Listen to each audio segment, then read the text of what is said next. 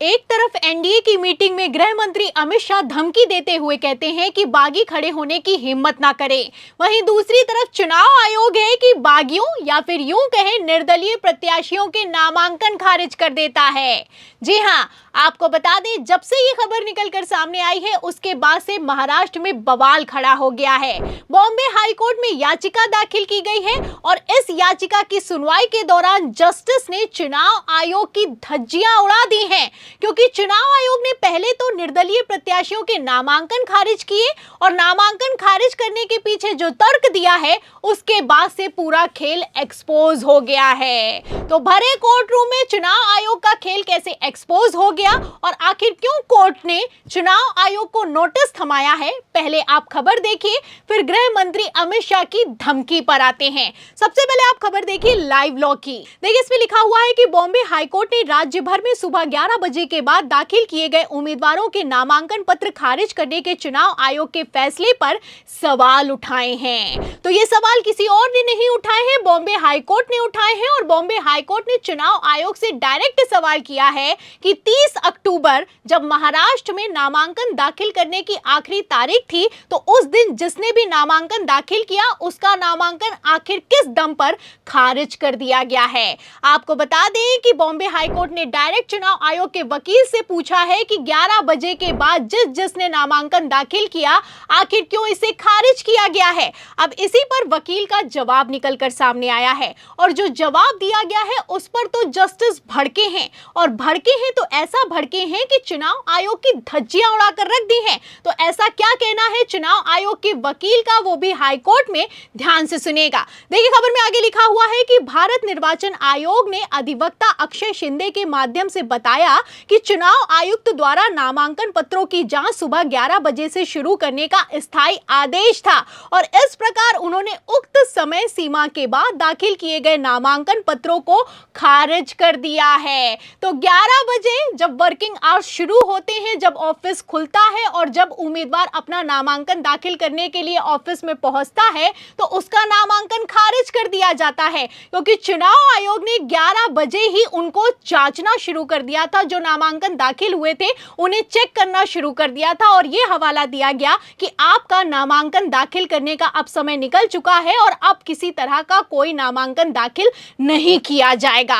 अब इसी को लेकर बवाल खड़ा हो गया है। आपको बता दें, चुनाव आयोग के वकील ने जब ये जवाब दिया है तो जस्टिस ने पलटकर तुरंत सवाल किया है कि आखिर क्यों 11 बजे तक ही समय सीमा रखी गई। जब 30 अक्टूबर तक समय सीमा थी नामांकन दाखिल करने की, तो इसे 30 अक्टूबर को 12 बजे तक भी रखा जा सकता था, 1 बजे तक भी रखा जा सकता था। आखिर क्यों ऑफिस खोलते ही नामांकन को दाखिल करना बंद कर दिया गया। अब इसी पर चुनाव आयोग के वकील की बोलती बंद हो गई है। तो क्या कहा जस्टिस ने और जिस पर चुनाव आयोग का वकील जवाब नहीं दे पाया है, सुनिए। लाइव लॉ की खबर में आगे लिखा भी हुआ है कि न्यायाधीशों ने कहा कि हम जानना चाहते हैं कि आपने सुबह 11 बजे की समय सीमा कैसे तय की। समय सीमा 12 बजे या 1 बजे जैसी क्यों नहीं हो सकती थी। काम का समय 11 बजे से शुरू होता है तो यह समय सीमा क्यों रखी गई। अब यह सवाल किया गया कि 11 बजे क्यों रखी गई, 12 रख सकते थे, 1 रख सकते थे, ऑफिस खुलता है उसके तुरंत बाद क्यों उसको बंद कर दिया गया, क्यों नामांकन को दाखिल करने से रोका गया। अब इसी पर चुनाव आयोग के वकील ने कहा कि हमने इसलिए रोक दिया क्योंकि समय सीमा खत्म हो गई थी, पहली बात, और दूसरा चुनाव आयोग के वकील ने कहा कि जो इन लोगों ने नामांकन दाखिल किए हैं, जो निर्दलीय प्रत्याशी नामांकन लेकर आए थे, उसमें आपराधिक पृष्ठभूमि और वित्तीय विवरण नहीं भरा हुआ था। तो इसी पर जस्टिस ने कहा कि इधर उधर गोलमोल बातें मत करिए, जो सवाल किया गया है उसी पर जवाब दीजिए कि आखिर क्यों जो नामांकन है उनको खारिज कर दिया गया और हलफनामा दाखिल करने के लिए समय दिया गया है, नोटिस दिया गया है, जवाब तलब किया गया है कि आखिर क्यों 12 या फिर कि 1 या फिर कि पूरे दिन के लिए नामांकन दाखिल करने का समय क्यों नहीं दिया गया। अब यहीं पर चुनाव आयोग फंस गया है। आपको बता दें, महाराष्ट्र में वैसे भी बीजेपी की हालत खराब है।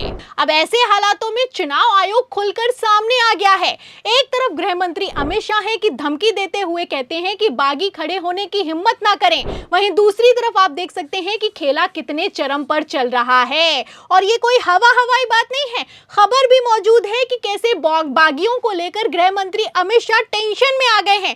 खबर देखिए इंडिया टीवी की, इसमें लिखा भी हुआ है कि महायुति के बागियों पर अमित शाह की नजर, बैठक में बोले ध्यान रहे कि बागी खड़े ना हो। तो एक तरफ गृह मंत्री अमित शाह की तरफ से धमकी दी जा रही है कि ध्यान रहे बागी खड़े होने की हिम्मत ना करें, वहीं दूसरी तरफ आप देख सकते हैं कि बागी या फिर यूं कहें निर्दलीय प्रत्याशियों के नामांकन खारिज किए जा रहे हैं। और खारिज क्यों किए जा रहे हैं, इसके पीछे तर्क ये दिया जा रहा है कि समय सीमा समाप्त हो गई थी। अब समय सीमा समाप्त हो गई थी या फिर कि चुनाव आयोग की विश्वसनीयता समाप्त हो चुकी है, आप समझ सकते हैं।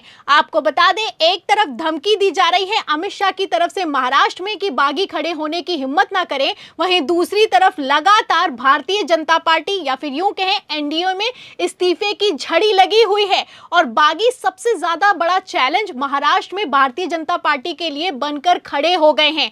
खबर भी मौजूद है, एक तरफ अमित शाह धमकी दे रहे हैं, दूसरी तरफ देवेंद्र फडणवीस बागियों को मनाते हुए नजर आ रहे हैं। खबर में देखिए लिखा भी हुआ है भास्कर की खबर में कि फडणवीस बोले बागी उम्मीदवारों की समस्या हर पार्टी में, हमें उन्हें मनाना होगा, चुनाव ना लड़ने को कहा जाएगा, दावा 150 बागी प्रत्याशी मैदान में हैं। तो 150 बागी प्रत्याशी मैदान में आ गए हैं और उसके चलते भारतीय जनता पार्टी की हालत कितनी खराब हो गई है आप इस खबर से अंदाजा लगा सकते हैं। और यहां पर बात सिर्फ महाराष्ट्र की नहीं है, झारखंड में भी बीजेपी की हालत खराब है और सारी खबरें मौजूद हैं। खबर आप देखिए हिंदुस्तान की, इसमें लिखा हुआ है कि झारखंड में एनडीए को 16 सीटों पर अपने ही घटक दल के बागी दे रहे झटका, 10 निर्दलीय लड़ रहे हैं चुनाव। तो निर्दलीय खड़े हो रहे हैं, बागी खड़े हो रहे हैं, इसी के चलते भारतीय जनता पार्टी की हालत खराब है क्योंकि वोटिंग परसेंटेज बढ़ जाएगा। और सबसे बड़ा चैलेंज अगर कहीं पर बीजेपी को बागी देते हुए नजर आ रहे हैं